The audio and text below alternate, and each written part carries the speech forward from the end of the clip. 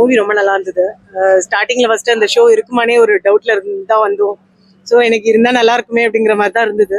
And போக போக ரொம்ப இன்ட்ரெஸ்டிங்காக இருந்தது மூவி. பார்க்க நல்லா இருக்கு. எல்லா வாட்டியும் அந்த வயலன்ஸ் மற்ற எல்லாமே பார்த்துட்டு இருக்கோம், சாங்ஸ் டூவேட் எல்லாம் பார்த்துருக்கோம். இது வந்து நிஜமாவே ரொம்ப டிஃப்ரெண்ட்டாகவும் ரொம்ப கனெக்ட் ஆகுது நம்மளுக்கு. எல்லாருமே ஆக்டர்ஸ் எல்லாமே சூப்பராக ஆக்ட் பண்ணியிருக்காங்க. அவங்க என்ன சொல்ல வர்றாங்க, டயலாக் எல்லாமே ரொம்ப அழகாக பண்ணிருக்காங்க. ஸோ இது கண்டிப்பாக எல்லாரும் பார்க்க வேண்டிய ஒரு படம். கண்டிப்பா சார், அது ஒண்ணுதானே அவங்களுக்கு. ஏன்னா அவங்களோட ஐ கான்டாக்டா இருக்கட்டும், அவங்க நடிக்கிறது, அது நம்மளுக்கு கன்வே ஆகணும். அவங்க இப்ப என்ன சொல்ல வராங்கிறது கன்வே ஆகணும். அது கண்டிப்பா பண்ணிருக்காங்க. ஸோ ஆக்டர்ஸ் அவங்களோட வேலையை கரெக்டா பண்ணிருக்காங்க. அவங்களோட ரோல் எல்லாமே பக்காவா இருக்கு. நம்மளுக்கு ரொம்ப அழகா புரியுது. யாருமே உட்காந்து பக்கத்துல யாரும் சொல்ல போறது இல்லை. நம்மளுக்கு எதுவும் சப்டைட்டில்ஸ் இல்லை, எதுவும் இல்லை. ஆனா நம்மளுக்கு எல்லாமே நல்லா கன்வே ஆகுது. ஸோ எல்லாருமே கண்டிப்பா பார்க்க வேண்டிய மூவி. ரொம்ப அழகா இருக்கு.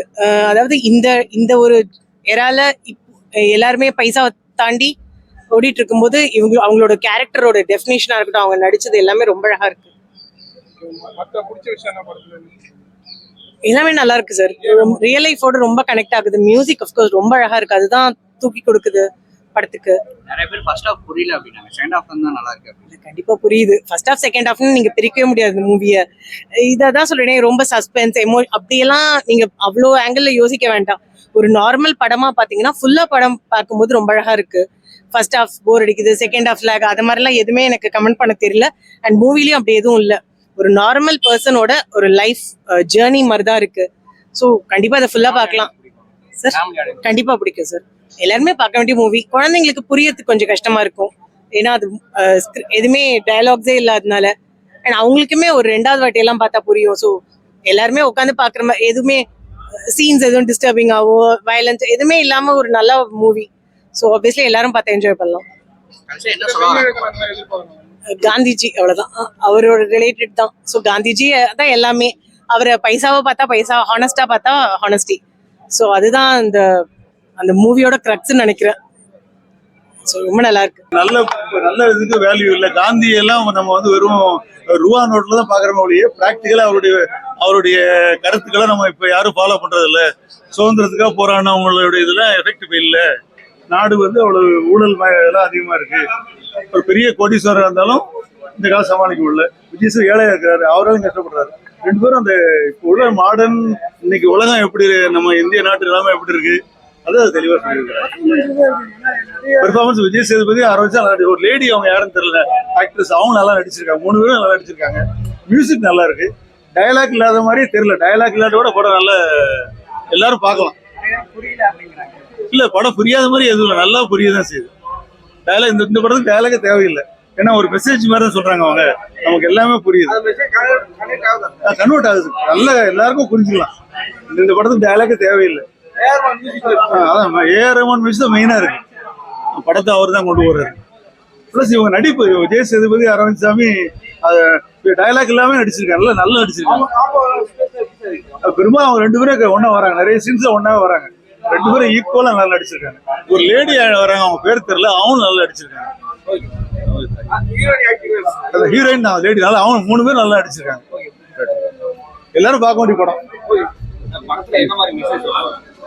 இப்ப நாட்டுடைய இன்றைய நிலைமை எப்படி இருக்குன்னு சொல்றாங்க சார். நாட்டுல வந்து இப்ப வந்து ஒரு காந்தி அவங்களுடைய பிரின்சிபல் அவர் சும்மா ரூபா நோட்ல வச்சிருக்கிறாங்களே ஒழிய பிராக்டிக்கலா நம்ம வந்து அந்த நல்ல வேல்யூஸ் எதுவும் இப்ப நாட்டுல ஃபாலோ பண்றது இல்ல. ஊழல் அதனுடைய மயமா இருக்கு.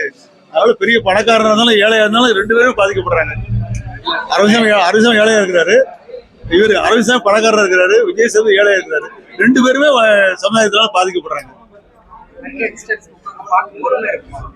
படம் கொஞ்சம் கூட போர் அடிக்கவே இல்லை. படம் டயலாக் எந்த பிரச்சனையும் இல்லை. படம்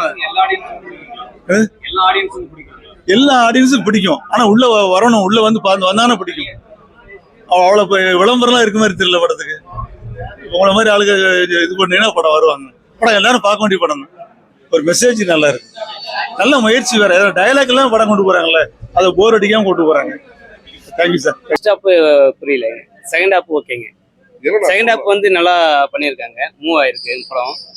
ஃபர்ஸ்ட் ஹாஃப்ல வந்து பாத்தீங்கன்னா என்ன சொல்ல வராங்கன்னு தெரிய மாட்டேங்குது. அதனாலதான் படத்துல டயலாக் எல்லாம் படம் புரியுதானா? செகண்ட் ஹாப்ல இருந்தா புரியுதுங்க. டைலாக்கே இல்லாம புரியுது. நல்லா சொல்ல வந்திருக்காங்க. ஏஆர்எம் மியூசிக் கோசம் பார்க்கலாங்க. நல்லா பண்ணியிருக்காங்க. மியூசிக் நல்லா இருக்கு. நல்லா நல்லா பண்ணியிருக்காங்க. விஜய் சேதுபதியும் சரிங்க. அவர் அரவிந்த் சாமி நல்லா பண்ணியிருக்காங்க. சூப்பரா பண்ணியிருக்காங்க. உங்களுக்கு படம் ரொம்ப பிடிச்சிருக்கு. அவங்க சொன்ன அந்த மெசேஜ் பிடிச்சிருந்தது. ராபரி பண்ணக்கூடாதுன்னு சொல்லியிருந்தாங்க. அந்த மெசேஜ் பிடிச்சிருந்தது. ஏஆர்எம் நல்லா பண்ணியிருந்தாரு. மியூசிக் அவருடைய மியூசிக் கோசம் இன்னொரு டைம் வந்து பார்ப்பீங்கன்னா படத்தை. படம் வந்து சைலண்ட் சொல்றாங்க. நீங்க அங்க சைலண்டா இருந்தா தூங்கிட மாட்டீங்களா? ஆமாங்க. ஹாஃப் அன் அவர் நான் தூங்கினேன் தான். நீங்க என்ன கேட்டீங்கன்னா ஆமா ஹாஃப் அன் அவர் ஆரம்பிச்சா ஹாஃப் அன் அவர்ல தூங்க ஆரம்பிச்சிட்டேங்க. அதுக்கப்புறம் இன்ட்ரோலுக்கு அப்புறம் படம் சொல்ல வந்தா சொன்னாங்க. ஓகே. ஏன்னா நம்ம ஒரு படம் பார்க்கணும்னா என்டர்டைன்மெண்ட்டுக்காக தான் வரும். அதுவே வந்து ஒரு சைலண்ட்னா அந்த நான் ஃபீல் பண்ணேங்க. இப்போ நான் வந்து 170 எடுத்து டிக்கெட் எடுத்துட்டு வந்துட்டேன். என்னோட 170 இல்லாமல் ப்ளஸ் 2 மணி நேரம் நம்ம டைம் வேஸ்ட் பண்ணிட்டுமே நினச்சேன். ஆனால் அந்த இன்ட்ரோலுக்கு அப்புறம் அவங்க வந்து நீங்கள் ஃபீல் பண்ண வேணாம் அப்படின்ற மாதிரி ஒரு கொஞ்சம் கொண்டு போயிட்டாங்க. இது லேக் ஆச்சு. ஏன்னா 2 hours 15 minutes போகுது. இன்னொரு ஹாஃப் அன் அவர் கம்மி பண்ணிருக்கலாம்னு நினைக்கிறேன். ஏன்னா இல்லை எனக்கு இன்ட்ரோலுக்கு அப்புறம் இன்னும் ஒரு 1/4 மணி நேரம் ஓட்டினா கூட நான் பார்த்துட்டு போகிறேன். ஆமாம், ஃபர்ஸ்ட் ஸ்டாப் மட்டும் எனக்கு புரியலைங்க. அது என்ன நடக்குதுன்னு எனக்கு தெரியலைங்க. அதுக்கப்புறம் இன்டர்வலுக்கு அப்புறம் அவங்க படம் எடுத்து போன மூவிங்கும் சரி, அவங்க சொல்ல வந்தது என்ன, அது மொத்தமே கனெக்ட் ஆச்சுங்க. ஏஆர்எம் மியூசிக் எல்லாம் பர்ஃபெக்டா இருந்ததுங்க. படத்துல என்னதான் சார் சொல்ல வராங்க? என்ன கருத்து? ராபரி பண்ணக்கூடாதுங்க. அவர் வேலை தேடி போறாருங்க. வேலை கிடைக்கலன்னா நீங்க அடுத்தது என்ன செய்யணுமோ அதை செய்யணும். அதை விட்டு நீங்க திருட போவதோ அந்த மாதிரி எதுவும் பண்ணாதீங்க. இருக்கிற வேலை என்னவோ அது செய்யுங்க. விஜய் சேதுபதி லாஸ்டா துப்புரவு பண்ணி ஒரு வந்து வேலை செய்வாருங்க. சார் இப்ப இருக்கிற காலகட்டத்துக்கு இந்த மாதிரி டைலாக்கே இல்லாம செட் ஆகாதுங்க. ஏன்னா மிஸ்டர் பீம் சாலின் சாப்ல எல்லாம் நம்ம பார்த்தோம்.